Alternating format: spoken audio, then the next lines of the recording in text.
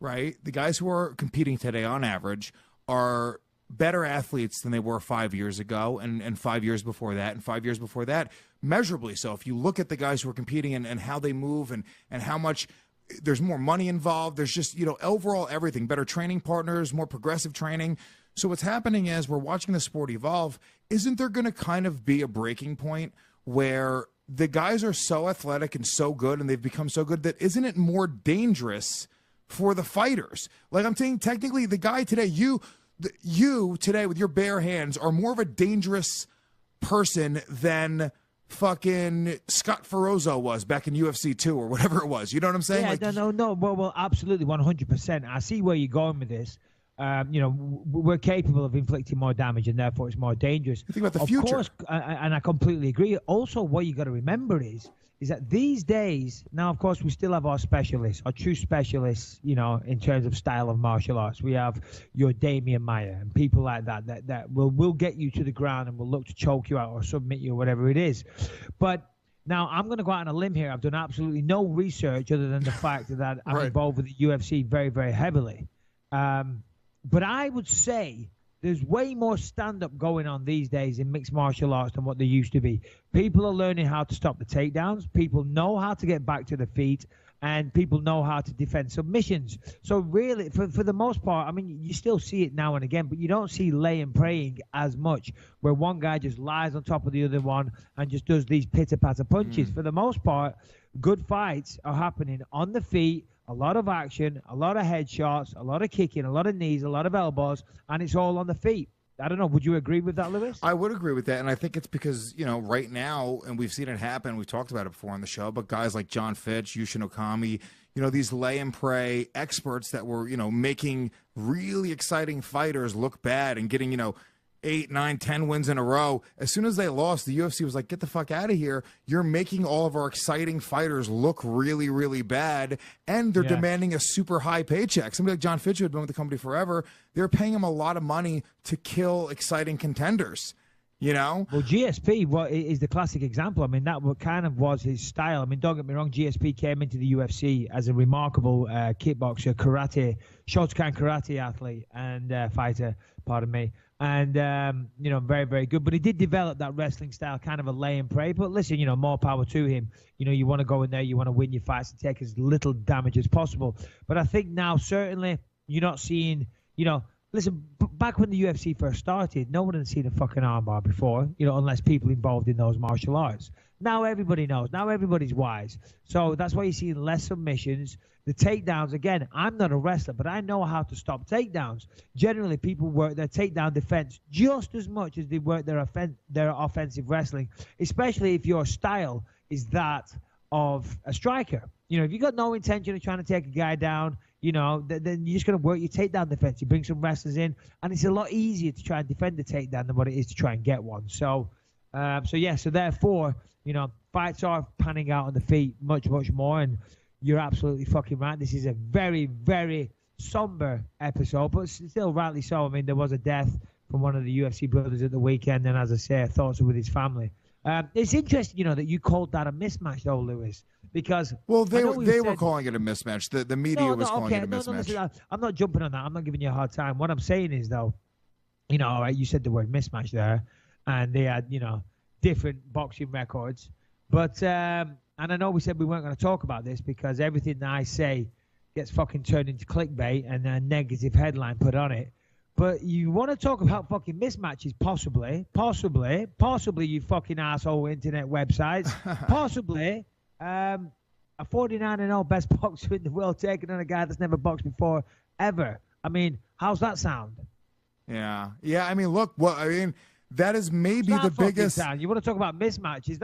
I'm not saying that's a mismatch because he's not. Conor's an amazing fighter, but you just said those words. Mismatch because and the stories online are alluding to the fact that maybe this guy was out of his depth in terms of boxing ability. Well, the big news right now is Conor versus Floyd. I mean, it's hard not to make a comparison there. Of course. And also you're talking about, that guy's a dude who's 7-1, just some dude, and Tim Hague, who's like, fairly accomplished fighter. The discrepancy, the difference between them is much greater, in my opinion. Conor McGregor, look, I think Conor's great, and we are all praying to God that he can knock, Money Mayweather's head off and, prove that MMA fighters are the toughest fighters in the world and fuck boxing and blah, blah, blah. But there's a huge, huge discrepancy, and you wonder how they were even able to make this fight happen. I mean, that's kind of crazy. I mean, there are commissions in place specifically for this reason, no? Yeah, of course there is. I mean, at the end of the day, Conor is a professional fighter. He's a very, very well-proven professional fighter. Not only can he talk the talk, but he walks the walk very well. We all know this. He managed to capture 2 divisions in the UFC at the same time. So, saying, mismatch, whatever, it just kind of caught my imagination when you said that. So, and of course, money talks. This is going to be a big, big money fight, so that sways commissions as well. But one thing that my boxing coach, Jason Perillo, said, we were talking about this last week, and he said something that was very interesting, because I was actually buying into the Conor hype. I was like, listen, at the end of the day, when I'm sparring somebody, I like them to spar me, box me, strike me, kickbox, whatever, the way it's supposed to be done. You know what I mean? So if I'm going against a good guy that's polished, that's trained for a while, I'll do really good. But then you might get some guy in that is kind of a beginner, but he's game and he wants to have a go. And you're like, yeah, sure, we'll do a couple of rounds. And he's catching me with all this fucking stupid stuff. And I'm like, what the fuck are you doing? You're just spazzing out. And he's like, yeah, well, but I caught you, didn't I? So it's because he's so unorthodox in his movement. So I was kind of thinking, well, maybe that might work for Conor versus Floyd, because Conor will move differently than Floyd's expecting him to. He won't follow the rules, if you will, in terms of boxing. Right. He won't necessarily move exactly like a boxer, so you never know. He might land that big shot because Conor can land the big shot. And my coach, Perillo, said, listen, and he's absolutely right here, boxers hit harder than MMA guys. And I'm not saying that to disparage MMA guys. That's all they fucking do. Whereas an MMA guy goes out there, we've got to learn our wrestling, we've got to learn our jiu-jitsu, we've got to learn our kicks, we've got to learn getting back to our feet, we've got to do our sprints, we've got to do our submission defense, we've got to knees, elbows, we've got to do all these things, many, many things, mixed martial arts. That's what makes the sport so beautiful, But it's hard to be a fucking true master, absolute supreme, world-class specialist in every one of them. You can't do it. Simply can't do it. Boxers, generally, all they do, well, not generally, all they do is from an early age, and a lot of them start at 4, 5, 6, whatever, they just master punching people in the fucking face, right? And they can punch like no one else. Jason Perillo is a skinny little dude. No offense, Jay, if you're listening. That motherfucker can hit a bag like you wouldn't believe. You want to see the punch that motherfucker can throw. It's crazy. And he's only a little dude. I've seen him knock out a guy. This 6'6" dude one night. Boom, put him to sleep. Boom, and laid him out. I was like, holy shit, that was a good shot. Anyway, my point is these boxers can fucking throw. And he said, you don't think Canelo can punch? You don't think he said, Canelo will fucking knock Conor's head clean off his shoulders. And he said, and he couldn't land on Mayweather. So what do you think Conor's going to do? Yeah. And I just thought that was really interesting. Yeah, and Perillo's a dude who fucking, I love talking to Jason. We got to get him on the podcast sometime. We got to do it 100%. When I'm in LA, I'm going to LA maybe in July, definitely August. Maybe I'll come in July, but we should do it with Perillo because he's such a fucking interesting guy, and his perspective on fighting is so great and brilliant and so insightful. But I could just listen to him talk about boxing for hours. Oh. And if he's saying that, I really, really believe it. Obviously, people talk about a puncher's chance. I've been hearing things about like Floyd now, and I don't know shit about boxing. So I know all the fans are going to tear me a new one and be like, this guy's a fucking idiot. But you hear things about Floyd being able to like switch up styles in the middle of the fight and like completely like shift the way that he's fighting. And it's like a guy that's that good who's been able to beat 49 people and really embarrass almost everybody.